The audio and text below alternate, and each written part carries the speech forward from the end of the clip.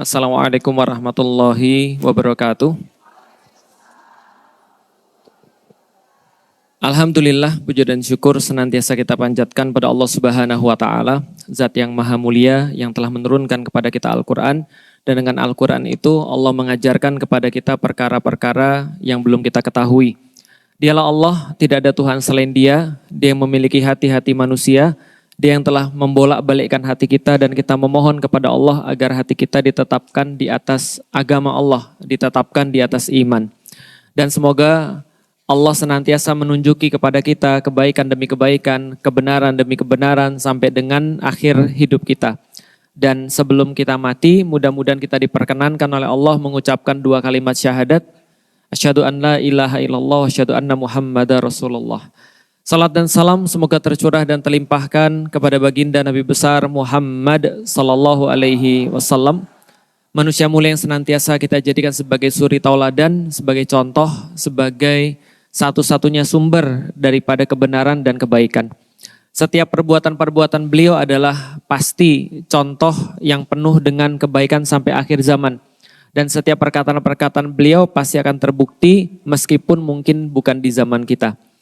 Maka mudah-mudahan dengan mencontoh setiap apapun yang telah beliau teladankan kepada kita dan juga mengikuti setiap apapun arahan-arahan daripada beliau sallallahu alaihi wasallam, itu bisa memberikan kepada kita kebaikan di dunia dan kebaikan di akhirat. Amin. Alhamdulillah Bapak Ibu insya Allah dirahmati Allah. Jadi pada hari ini kita berjumpa lagi masih membahas tentang keluarga, dan topik hari ini insya Allah kita akan bahas sedikit tentang adab dan akhlak. Karena banyak sekali pada zaman sekarang Bapak Ibu sekalian, ketika kita lihat balik lagi di media sosial tadi sudah disampaikan, masalah demi masalah itu bermunculan. Dan kita itu kayak belum selesai satu masalah sudah dihadapkan masalah-masalah yang lain, kan gitu. Misal, perasaan kita itu belum lama bahas tentang bullying, perilaku bullying. Sebelum perilaku bullying itu selesai, kita disuguhkan lagi dengan masalah-masalah yang lain. Kemarin yang lagi heboh, pelecehan seksual tapi bukan dari remaja ke remaja yang lainnya. Seperti biasanya kejadiannya begitu. Tapi yang terjadi adalah ibu sama anak, kan gitu.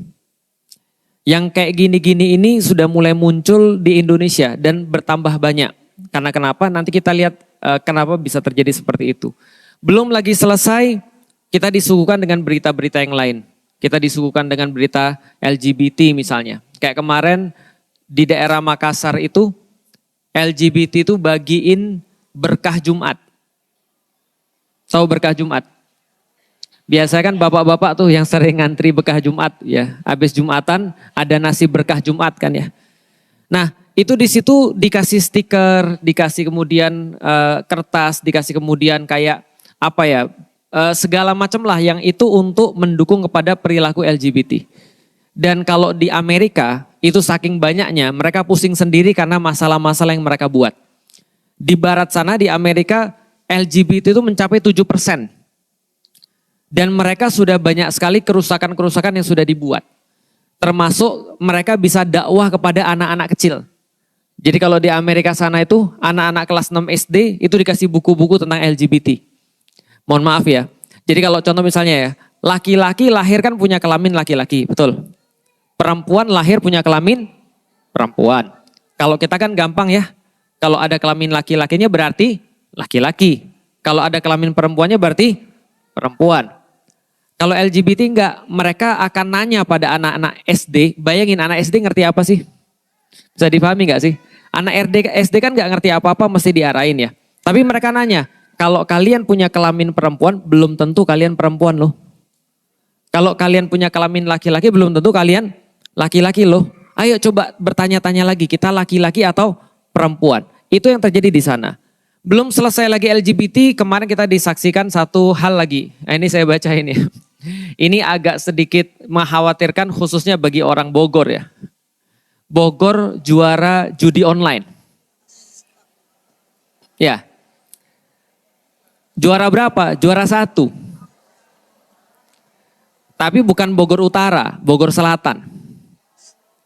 Jadi Bogor Selatan tuh mana? Darmaga ya? Ah, oke. Bogor Selatan juara 1 judi online. Dan Bapak Ibu tahu, perputaran judi online itu hampir sekitar 500 triliun untuk orang-orang judi online. Dan lebih parah lagi, ternyata sekarang bukan cuma judi online, tapi yang disasar judi online adalah anak-anak di bawah 10 tahun, 10 sampai 15 tahun, 10 sampai 20 tahun.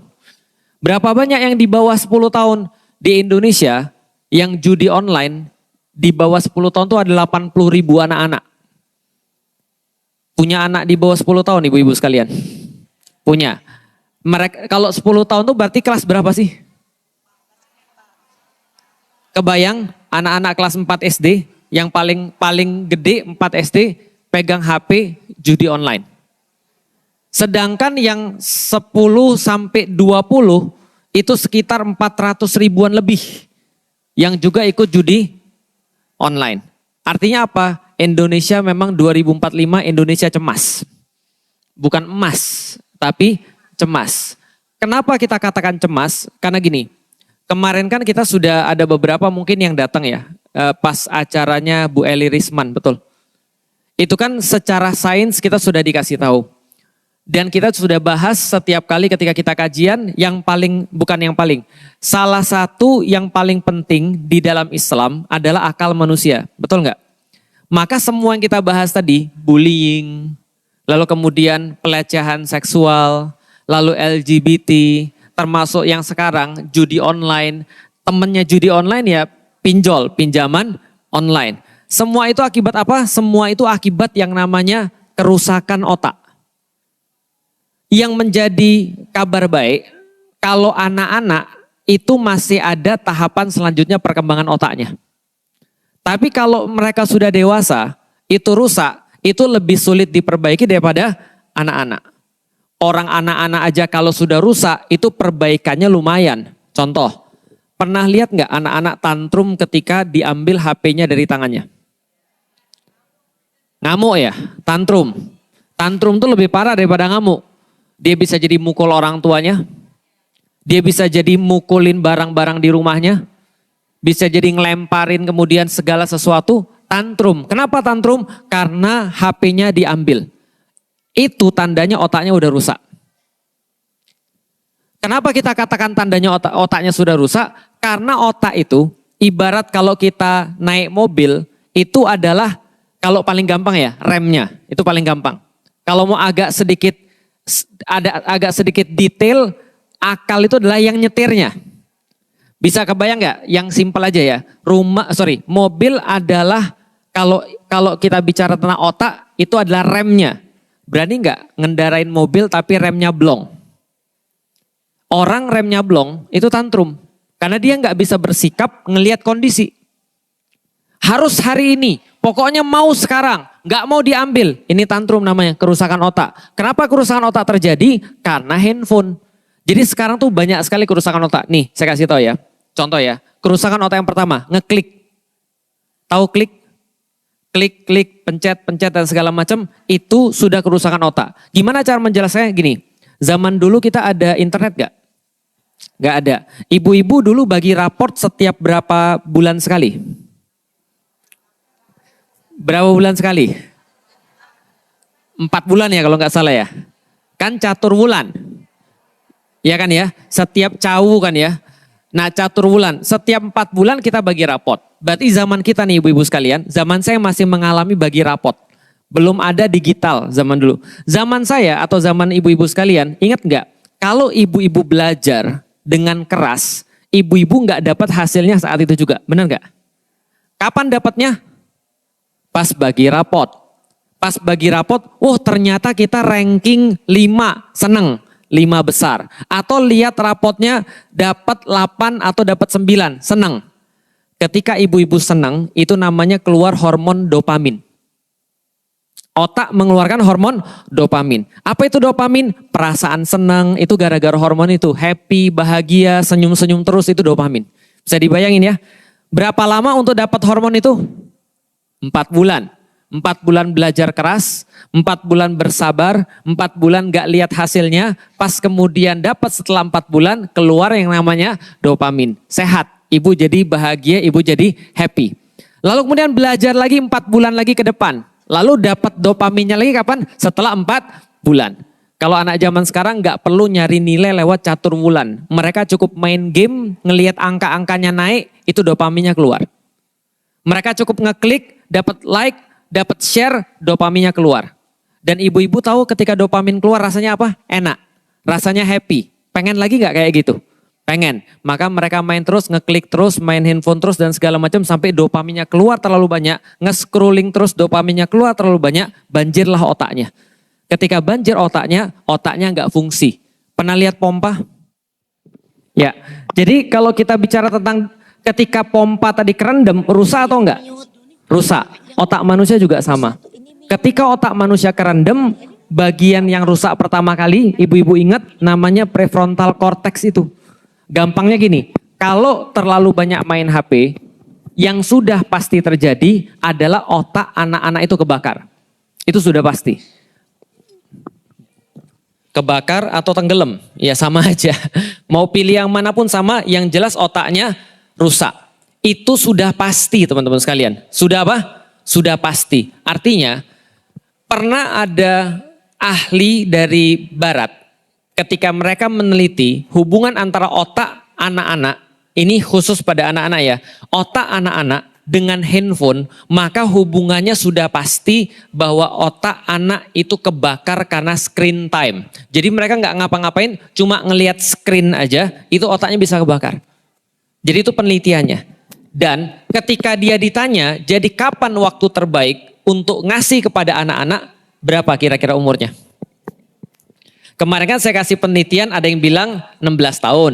Ya kan ya? Ada yang bilang ketika 14 tahun. Tapi penelitian terbaru, seorang peneliti ini, ahli ini ngomong umur berapa kira-kira ngasih anak handphone? Dia bilang gini, tahan selama mungkin yang Anda bisa. Tahan selama mungkin yang Anda bisa. Jadi kalau Anda bisa tahan sampai 16, tahan sampai 16. Kalau bisa sampai 17, tahan sampai 17. Kenapa? Karena otak anak-anak tuh berkembang sampai umur 26 tahun. Untuk laki-laki. Untuk perempuan. Untuk laki-laki 28. Lebih panjang lagi. Nah, kalau rusak sebelum waktunya, jadilah perilaku-perilaku tadi. Makanya ketika kita membahas tentang judi online, balik lagi tentang seluruh fenomena tadi, andaikan hari ini pun judi itu stop, ini anak-anak masih harus diajarin supaya bisa balik lagi normal. Bisa difahami nggak Bapak Ibu sekalian? Kenapa? Karena kerusakannya sudah terlalu parah. Maka apa yang pertama kali harus di-manage? Nih, handphone. Ini benar-benar harus di-manage. Kalau Bapak Ibu itu sulit untuk manage handphone pada anak-anak, maka mau setinggi ilmunya apapun, itu bakal sangat sulit untuk ngajarin anak. Kenapa sangat sulit untuk ngajari anak? Karena otaknya sudah kebakar. Bisa nggak balik lagi? Bisa, tapi lama. Itu yang maksudnya Bapak Ibu sekalian harus benar-benar manage penggunaan handphone tadi. Karena kalau sudah otaknya rusak, khususnya bagian prefrontal cortex tadi, maka lihat, dia sama hewan nggak ada bedanya. Dia sama hewan nggak ada bedanya. Coba lihat gini, ibu tahu simpanse? Tahu ya, simpanse tuh mirip nggak kayak manusia? Mirip. Bisa nangis nggak? Bisa. Bisa sayang sama anaknya nggak? Bisa menggunakan alat-alat? Bisa. Simpanse tuh hampir sama kayak manusia. Dia punya struktur yang namanya otak nggak? Punya. Tapi dia nggak punya prefrontal cortex kayak kita.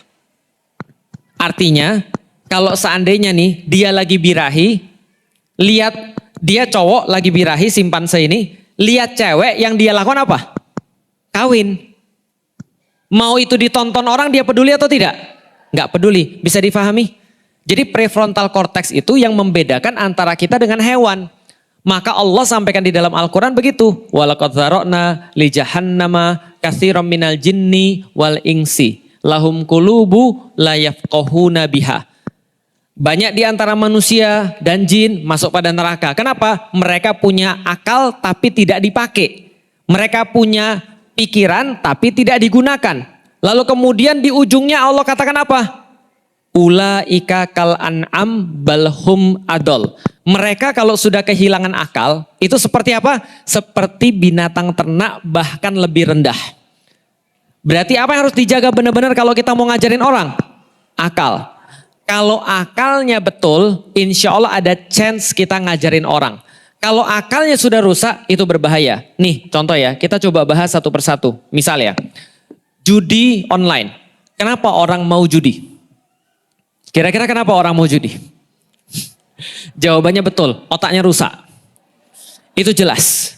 Makanya pertanyaan ini, kenapa orang mau judi dan kenapa orang nggak bisa berhenti setelah judi, itu dibahas juga di barat. Di orang-orang barat mereka punya masalah, tapi masalahnya nggak sebesar Indonesia. Nanti kita kasih tahu kenapa. Jadi gini ceritanya, sebelum saya bahas judi ya, saya itu kemarin membahas judi dengan Pak Novel Baswedan, mantan KPK. Dan sebelum saya membahas tentang judi itu, tentu saya cari data-datanya dulu dong. Tentu saya nonton tentang tentang orang-orang pernah judi dan segala macam. Tahu nggak Bapak Ibu sekalian? Kebanyakan orang-orang kalau berbicara tentang judi, mereka bilang kalau kalian punya teman penjudi online, mendingan tinggalin aja deh, nggak usah diomongin. Kenapa? Diomongin juga percuma. Itu kata mereka. Kenapa? Karena otaknya sudah terlalu rusak. Tapi kita tentunya tidak boleh kehilangan harapan. Tetap aja kita omongin semampu kita. Nah, karena otaknya sudah rusak inilah, biasanya pelaku judi online ini laki-laki atau perempuan? Laki-laki, karena laki-laki lebih mudah menanggung resiko atau lebih mau menanggung resiko. Maka gak heran kalau sekarang orang cerai itu gara-gara judi banyak. Jumlahnya di Jawa Timur, di daerah Bojonegoro itu sekitar 30%. Jadi sepertiga sebabnya itu gara-gara judi online. Dan ada penelitian lagi, orang-orang judi online ini ketika dia berkeluarga, itu setengah daripada pelaku judi online ini melakukan kekerasan terhadap terhadap istrinya atau anaknya di dalam rumah tangga. Ini kan ngeri kan? Berapa lagi? Ada data lagi, 20 sampai 80% nyoba bunuh diri. Berarti nggak heran tadi kalau ada data, ada orang mau bunuh diri gara-gara judi online. Jadi 20 sampai 80% cenderung mau bunuh diri. Dan 30% coba sudah bunuh diri. Bisa dipahami. Lah kenapa? Karena otaknya rusak. Jadi gini cerita Bapak Ibu sekalian, lihat ya. Ingat tadi saya bilang ngeklik tadi? Ngeklik tadi, ini kan adalah sebuah yang namanya racun. Racunnya apa? Dopamin tadi. Dopamin kalau dia keluarnya normal, bagus. Tapi kalau kebanyakan, ya namanya kebanyakan, minum terlalu banyak ya juga mati. Ya kan ya? Nah dopamin itu kalau normal bagus. Untuk motivasi, untuk perasaan senang, anti stres dan segala macam. Tapi kalau kebanyakan, lihat ya, tadi ketika scrolling, ketika pencet-pencet, ngarepin share, ngarepin komen, ngarepin segala macam, itu kan termasuk toksik ya, atau racun tadi, benar kan ya? Apa hubungannya dengan judi? Sama. Makanya judi itu intinya adalah ada 3. Dia manfaatin rasa ingin tahu orang. Yang kedua, manfaatin rasa takut orang. Yang ketiga, manfaatin rasa harapan orang. Harapan salah atau tidak? Enggak salah. Takut salah atau tidak? Enggak salah. Rasa penasaran salah atau tidak? Enggak salah. Tapi kalau dalam maksiat, jadinya salah. Contoh, lihat ya. Semua orang pergi main judi, biasanya alasannya begini. Enggak apa-apa, aku enggak akan ketipu kok. Aku memang mau main judi cuma sediain 1 juta aja. Mau coba tes saja. 1 juta selesai, aku berhenti. Pernah dengar orang-orang ngomong kayak gitu? Batin rasa apa? Penasaran, takut atau harapan? Penasaran. Pengen coba judi itu kayak gimana? Penasaran. Teman-teman gue main semua. Apalagi teman-temannya bilang, alhamdulillah nih, pakai alhamdulillah gitu kan. Ini serius loh. Saya dari kemarin tuh dengar orang-orang maksiat tuh bilang alhamdulillah gitu kan. Jadi alhamdulillah nih, aku bisa beli mobil baru karena judi. Aku bisa buat bisnis baru karena modalnya judi. Daripada minjem nyusahin orang, mendingan kita main slot. Itu kata mereka tuh. Nah pertama-tama adalah penasaran. Lihat temennya main, dia penasaran, gak apa-apa 1 juta aja. Nanti selesai 1 juta, lantas nanti aku berhenti. Pas main ternyata dia menang. Dia menang. Ya namanya judi itu kan permainan menang kalah. 50% menang, 50% kalah. Taruhlah seperti itu. Walaupun judi online itu penipuan, bukan game. Dia menang. Setelah dia menang, dia mikir gini, wah gua masang 50.000, menangnya 100.000 nih. Bapak-bapak tahu togel? Tahu togel? Siapa Pak yang pernah masang togel Pak? Ada nggak? Anak-anak muda nggak tahu togel ya? Bahasa Indonesia apa tuh togel? Ya pasang nomor lah ya. Sebentar, saya mau kasih tahu dulu ini tentang harapan supaya ibu-ibu jelas tentang pikiran manusia atau otak manusia ini bekerjanya seperti apa candu itu. Lihat ya. Kalau orang masang togel tuh ada berapa angka sih? Berapa angka? 5. Banyak banget. Kalau nggak 2, 3 lah ya. Walaupun saya belum pernah seumur hidup saya. Ini ceritanya aja. Kok tahu? Cerita aja. Kalau togel tuh 2 angka, berarti kan ada 99 kemungkinan. Betul nggak? Dari 01, 02, 03 sampai ke 99. Kalau angkanya ada 3, itu berarti berapa kira-kira kemungkinannya? Ada 999 kemungkinan. Paham sampai di sini? Ini adalah kemudian tentang teori kemungkinan. Coba lihat ya. Dia mikir gini, ini penasarannya orang ya. Dia mikir begini, oke, gua pasang 1 5.000. Kalau gua pasang 10, berarti kemungkinan gua menang adalah menurut matematik 10/99, betul? Atau 1/9, 10% aku menang nih. Itu penasarannya dia dengan duit 1 juta dia. Oke aku pasang, kalau aku pasang 5.000, 10 pasang, itu berarti sekitar 50.000. Kalau satunya 5.000, pasang 10 angka, berapa? 50.000. Kalau menang 1 aja dapat 70.000. Menang nih misalnya dia. Dapat berapa? Untung 20.000. Dia mikir gini, gimana kalau aku kemarin pasang bukan 5.000? Tapi aku pasang 20.000. Nah ini masuknya apa nih? Penasaran, harapan atau takut? Harapan. Oke, gua naikin taruhannya. Dia pasang lagi, tadinya 50.000 pasang 100.000, menang lagi. Mikirnya apa lagi? Gimana kalau pasang lagi? Dia kemudian pasang lagi 1 juta. Dia berharap dia bisa menang lagi. Ternyata kalah. Ketika kalah apa yang dia pikirin? Masa aku kalah? Kalau aku dibilang sama orang gimana dong? Padahal udah pernah menang terus kalah. Malu dong, gengsi dong. Kayaknya aku bisa menang lagi deh. Ini sudah masuk apa? Harapan, penasaran atau takut? Takut. Takut diomongin orang, takut gagal karena orang gak ada yang mau gagal. Orang gak ada yang mau gak berhasil. Kalau aku pasang lagi, aku pasti bisa balikin duit lagi. Nah itu penasaran, harapan, takut, gabung jadi satu. Itu dari dulu jebakannya manusia. Makanya di dalam Al-Quran Allah sampaikan innamal khamru wal maisir gitu kan ya, wal ansab wal azlam rijsum min amali syaiton. Rijsun itu apa? Rijsun itu adalah sesuatu yang menjijikan min amali syaiton, yaitu bagian daripada tipu daya syaiton. Karena syaiton itu paham tentang bagaimana caranya untuk bisa menggoda manusia. Maka begitu dia masuk, dia nggak bisa keluar. Pengen tapi nggak bisa. Kenapa? Karena otaknya bukan lagi milik dia. Paham sampai di sini? Persis sama kayak toksik tadi, dopamin tadi. Ketika mereka pasang, dopamin. Ketika mereka menang, dopamin. Ketika mereka kalah, pun dopamin juga yang keluar. Kenapa? Karena mereka sudah masuk ke dalam sistem itu. Masuk terus ke bawah. Akhir-akhirnya, lihat semua orang-orang yang bermaksiat sama ngomongnya. Ini terakhir kali deh. Gue pinjem dulu 100, terakhir kali. Kalau gua kalah ya udah, tapi kalau gua menang, gua bisa balikin hidup gua. Kalah, minjem lagi. Ini yang terakhir deh. Ini yang terakhir. Orang lain juga main, nggak apa-apa kan itu. Ini kan alasan-alasannya. Maka orang nggak bisa keluar dari judi. Ini penelitian. Makanya penelitian lagi 92% otak penjudi rusak. Jadi 92% penjudi otaknya rusak. Kenapa otaknya rusak? Karena main-main dengan gamenya syaiton. Bapak ibu sekalian, syaiton mah gak usah dites. Dia udah pasti lebih baik, bukan lebih baik. Dia sudah pasti lebih pintar daripada kita. Kenapa? Hidupnya lebih lama daripada kita. Dan hidupnya khusus untuk memperdaya manusia. Gak akan ada yang bisa untuk menang melawan syaiton. Bapak saya kan orang Chinese sama kayak saya. Dan tahu orang Chinese suka main judi. Tahu ya. Jadi orang Chinese tuh main judi udah kayak budaya. Bapak saya bilang, Lik, orang main judi itu kalau menang nagih, kalau kalah main lagi. Paham? Makanya orang main judi itu pasti orang yang nggak paham. Bahasa kerennya, orang yang judi itu bodoh. Kenapa bodoh? Karena dia main dalam permainan yang nggak mungkin dia menangkan.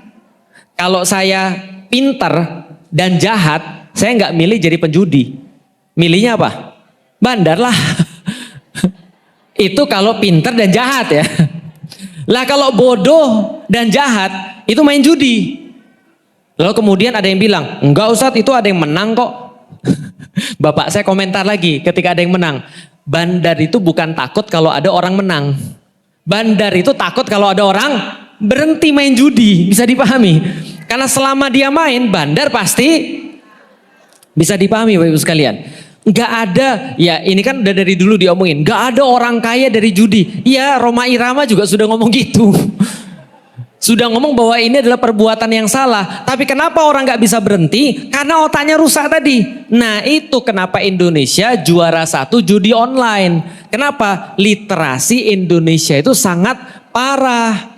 Ini yang bisa kita lihat. Maka berkembang banyak perkara-perkara yang buruk seperti tadi. Satu dengan judi online itu sama. Satu ikat dengan judi online itu sama karena kerusakan otak. Nih contoh, saya kasih contoh yang lain ya. Karena kita bahasnya tentang adab dan akhlak. Ada film lagi trending, judulnya Ipar Adalah Maut. Ya kan ya? Saya sih belum nonton, yang bikin temen. Ya kan? Lalu kemudian apa komentar orang? Gak enak banget komentarnya. Nih perhatiin komentarnya. Ini hasil daripada kerusakan otak juga ini. Apa komentarnya? Gua udah lihat nih, Ipar Adalah Maut. Dan juga gue lihat banyak banget orang-orang pelakor, banyak banget orang-orang selingkuh. Gue jadi bingung sekarang. Mending mana? Lihat ya, mending mana? Islami tapi selingkuh atau setia tapi brengsek? Yang mana kira-kira? Nah, ini contoh kerusakan otak. Kenapa? Karena gini, Islami tapi selingkuh. Lah gimana sih cara mikirnya? Itu sama aja kayak bilang gini, itu sama aja kayak bilang dingin tapi api, gitu maksudnya. Lah api itu yang nggak dingin. Ada sih api dingin neraka, Anda nanti api dingin. Tapi ini Islami kok selingkuh? Ya kalau dia selingkuh berarti dia tidak Islami. Setia tapi brengsek. Lah kalau dia brengsek nggak mungkin. Paham nggak sih maksudnya? Nah ini kan salah pikir. Kenapa? Karena orang melihat antara adab dan akhlak itu sesuatu yang berbeda. Kerusakan otak tadi. Ini problematikanya. Balik lagi Bapak Ibu sekalian. Nih, hari ini kita datang ke acara namanya To Be a Better Family. Tadi saya sudah kasih tahu tentang kerusakan otak. Pertanyaannya gimana cara kita untuk memperbaiki kan gitu sebenarnya. Termasuk kayak tadi nih. Nah jawabannya sederhana. Kalau otak itu bisa dirusak, berarti otak itu juga bisa dijaga atau diperbaiki. Gimana caranya? Nih lihat ya. Namanya anak-anak, namanya manusia, siapapun itu punya kemampuan meniru sadar atau tidak sadar. Oke, punya kemampuan meniru sadar atau tidak sadar. Mau contoh sederhana? Lihatlah, kalau Anda punya kenalan, ibu-ibu yang suka nonton drama Korea, ya, pasti cara ngomongnya sudah beda tuh. Ya kan ya, ngomongnya agak monyong-monyong dikit gitu kan ya. Dikit-dikit ngeludah gitu ya. Lalu kemudian ngomongnya agak-agak Korea gitu ya. Cinca gitu misalnya segala macam. Nyongseo dan segala macam. Kenapa? Karena orang tuh niru. Dia nonton berapa episode aja sudah niru. Apalagi dia ngelihat seumur hidupnya. Artinya apa? Manusia itu berdasarkan penelitian bisa niru orang lain. Sadar atau tidak sadar. Tergantung dia mudah niru atau susah niru. Kadang-kadang yang lebih apes adalah susah niru yang baik, mudah niru yang buruk. Pertanyaannya kalau anak-anak mudah niru yang baik atau mudah niru yang buruk?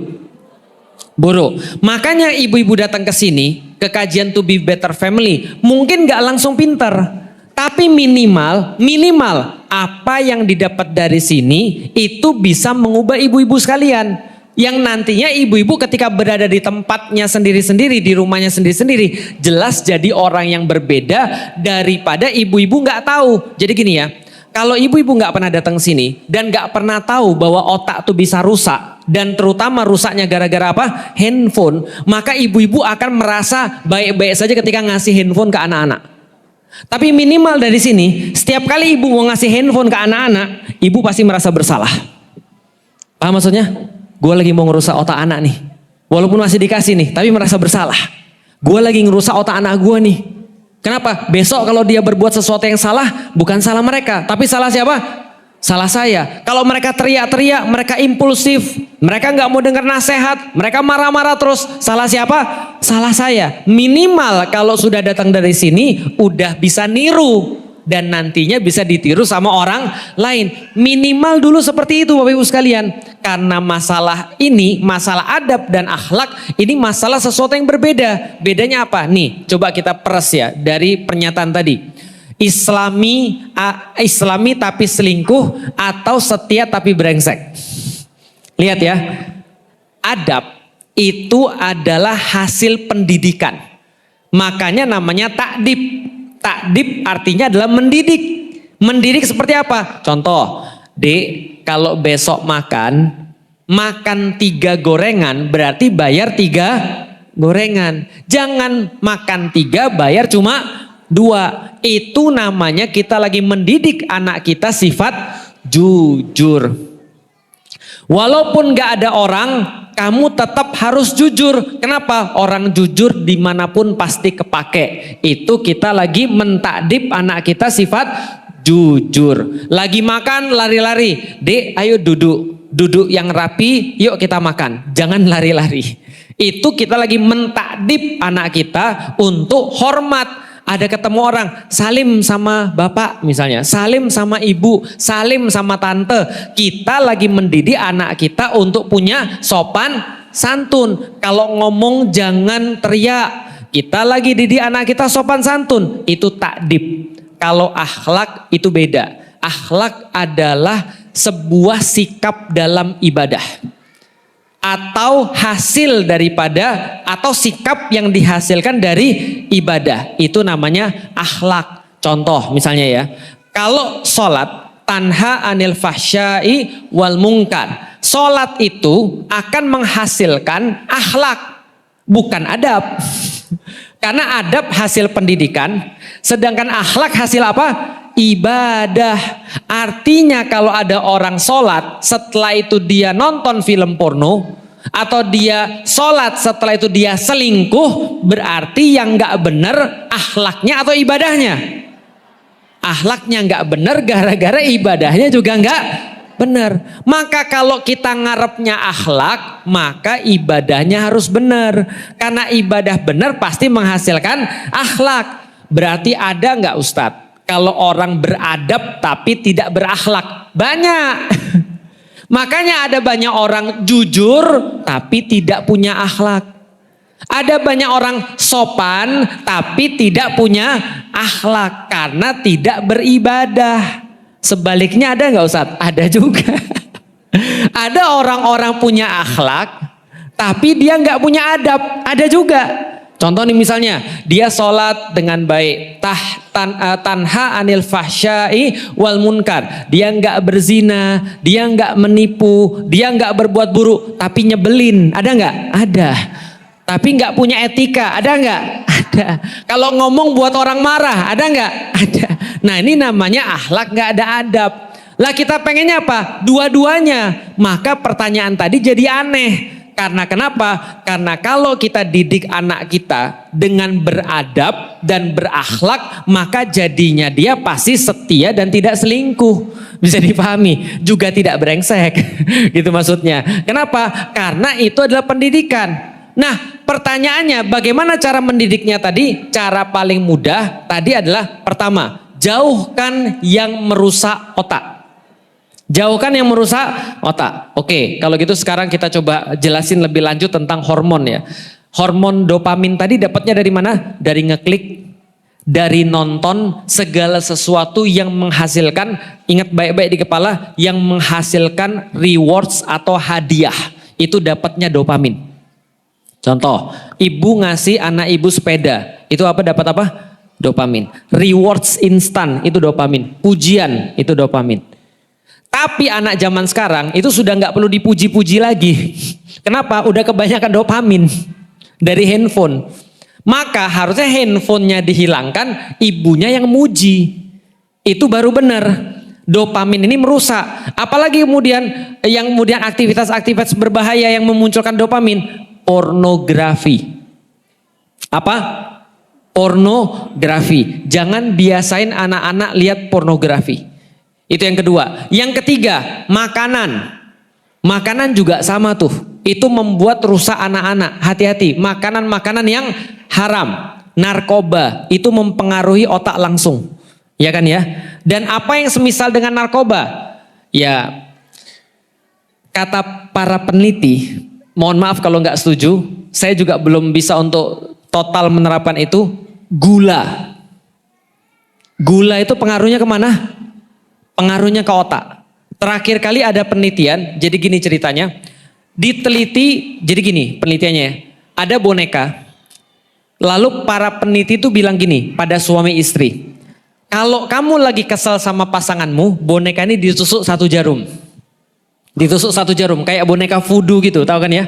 Jadi ini boneka kalau lagi kesal sama istrimu, tusuk 1 jarum.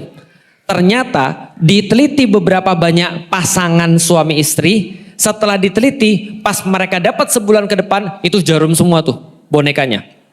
Tapi bukan itu penelitiannya. Setelah diteliti, ternyata yang sakit gula lebih banyak jarumnya daripada yang gak sakit gula. Paham maksudnya sampai di sini?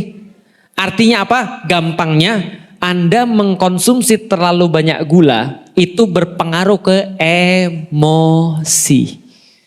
Berarti orang-orang yang mengkonsumsi banyak gula, itu pengaruhnya kemana? Emosi. Selain juga kesehatan. Coba lihat nih, kapan anak-anak biasanya batuk-batuk? Kapan anak-anak biasanya batuk-batuk? Lebaran.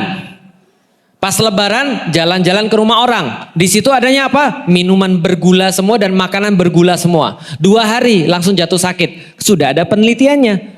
Gula mengurangi imun. Gula mengurangi kekebalan tubuh, kan gitu kan ya. Nah, makanan itu juga pengaruhnya ke otak. Makanya kalau anaknya nggak mau impulsif, jaga makanannya, jaga tontonannya. Jangan sampai dia, kalau bisa jangan pakai HP. Serius deh. Jangan kasih HP. Kenapa? HP itu sudah terbukti pasti merusak otak. Dan ketika dia rusak otaknya, efeknya sama kayak judi online, pinjaman online, gadai, apalagi bullying dan segala macam. Itu adalah yang harus kita jaga daripada perkara-perkara yang merusak. Apalagi perkara-perkara yang merusak. Nih, karena anak-anak adalah peniru yang baik, please awasi sama siapa mereka main. Karena kenapa? Sama siapa mereka main itu menentukan banget mereka akan jadi apa. Memang agak sulit ya. Karena kita kan nggak tahu anak kita main sama siapa. Kita nggak tahu anak kita mainnya kayak apa. Tapi kalau ibu-ibu dan bapak-bapak nggak mau mencoba, maka pada ujungnya kita nggak punya kontrol sama mereka. Lihat ya, hidup ini cuma 2. Masalah input dari sini atau input dari sini. Input yang jelek sama input yang bagus. Itu berantem terus setiap hari di kepala anak-anak kita.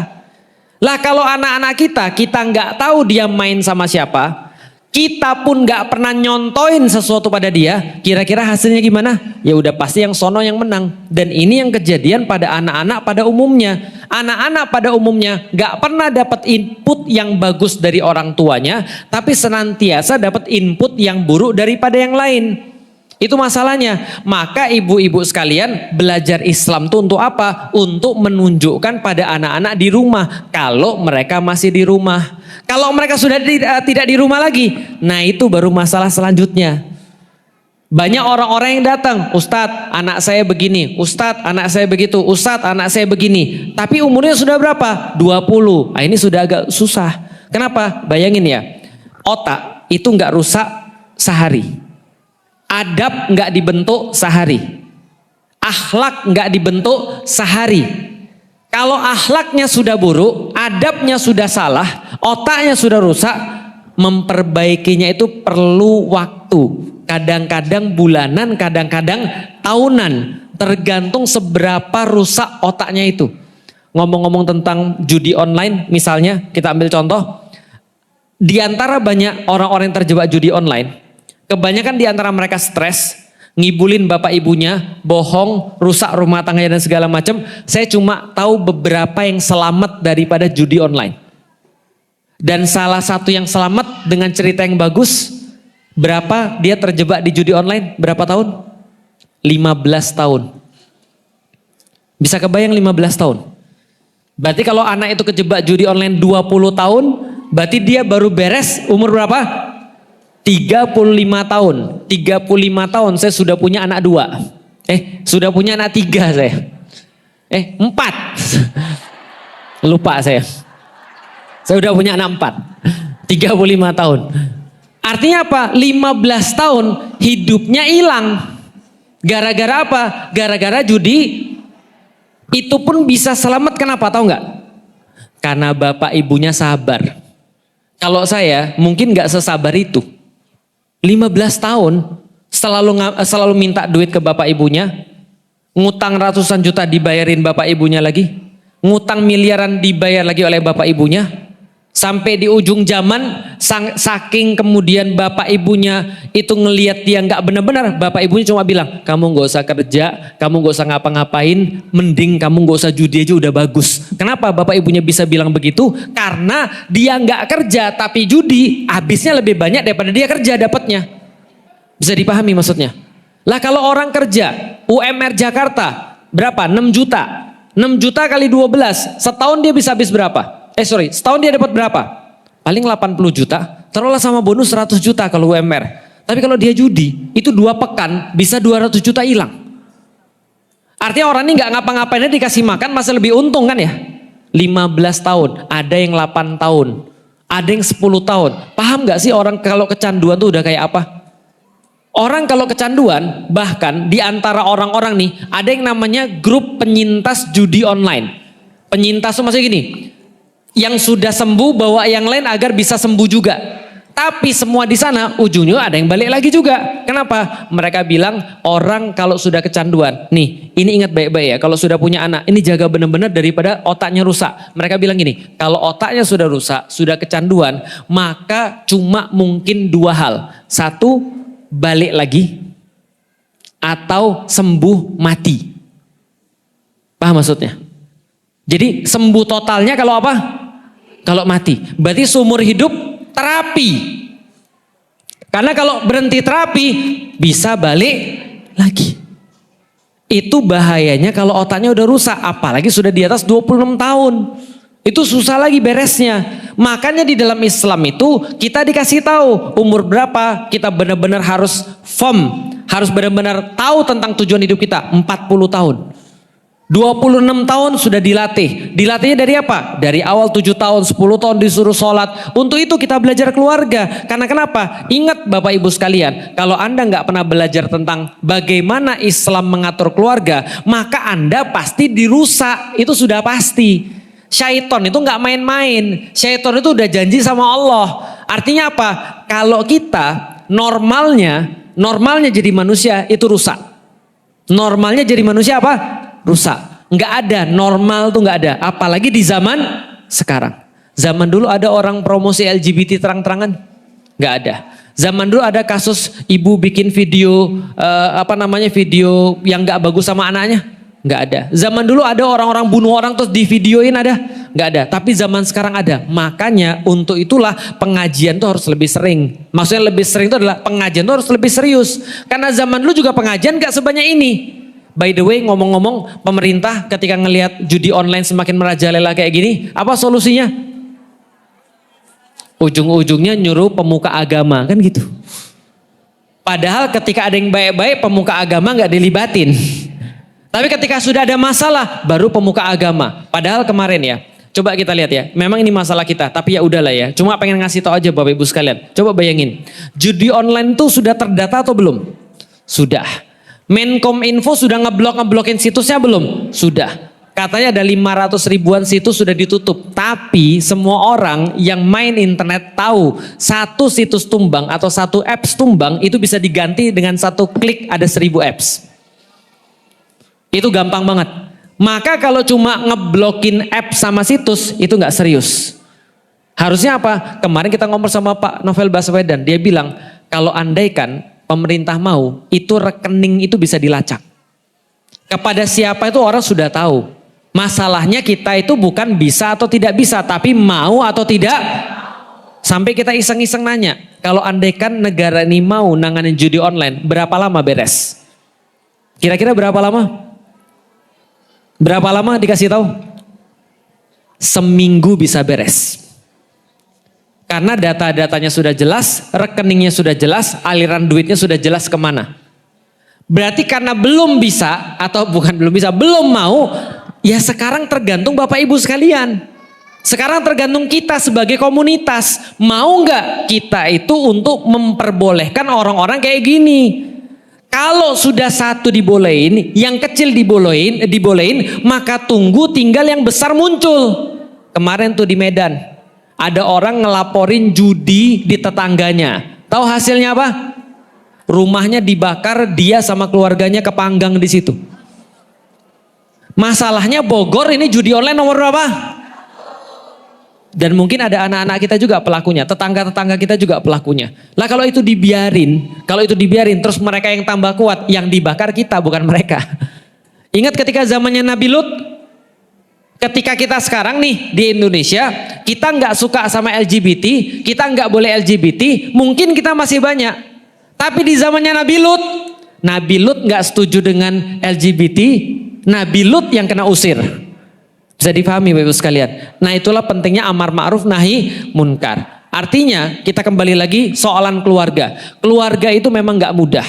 Makanya kita selalu bilang, termasuk saya secara pribadi, saya selalu bertanya-tanya setiap hari. Jangan-jangan saya termasuk orang-orang yang dimaksud kita siap cuma jadi orang tua tapi kita tidak siap mendidik anak-anak kita. Karena anak-anak kita itu berat. Kenapa kita katakan berat? Nih lihat nih. Ibu-ibu sepakat nggak kalau saya bilang kita itu adalah hasil pendidikan yang mungkin tidak terlalu baik? Benar nggak? Meskipun kita tidak nyalain orang tua kita ya. Kita yakin orang tua kita berusaha yang terbaik yang mereka mampu. Dan mereka dapat pahala karena itu. Betul nggak? Tapi akui dulu bahwa kita itu bukan hasil pendidikan yang ideal. Karena kalau pendidikan kita ideal, kita nggak nyungsep seperti ini. Gitu maksudnya. Artinya niatan baik orang tua kita dulu belum tentu bisa menghasilkan generasi yang ideal karena mungkin pembelajarannya nggak ada. Tapi ingat orang tua kita dulu tidak ada handphone. Orang judi dulu nggak ada handphone. Nah sekarang ibu-ibu sekalian, minimal ibu-ibu sudah datang ke pengajian, sudah tahu pendidikan itu penting, dengan niatan yang baik, ada handphone yang bantu belajar untuk Islam. Tapi gara-gara handphone juga kita sekarang tantangannya lebih berat. Apa kesimpulannya? Kesimpulannya keluarga kita itu cuma bisa dijaga dengan Islam. Nggak percaya? Tanya sama negeri lain, mereka punya solusi apa? Tanya sama negeri-negeri yang lain, mereka punya cara untuk lewat daripada masalah-masalah ini dengan apa? Lah kayak negara kita, ujung-ujungnya adalah apa? Pemuka agama. Ujung-ujungnya, ayo coba didakwain supaya mereka tuh sadar bahwa judi itu adalah sesuatu yang buruk. Walaupun ternyata mereka bisa melakukan judi itu dihapuskan, tapi pemerintah juga nggak mau sampai dengan sekarang. Nah, setidaknya kita tahu bahwa agama itu penting. Karena zaman dulu karena kemarin-kemarin orang bilang agama tuh nggak penting. Karena zaman sekarang sudah zaman modern. Ternyata zaman modern nggak bisa bahkan menyelesaikan permasalahan judi online, pinjaman online dan segala macam. Oke, kalau ada pertanyaan kita persilahkan.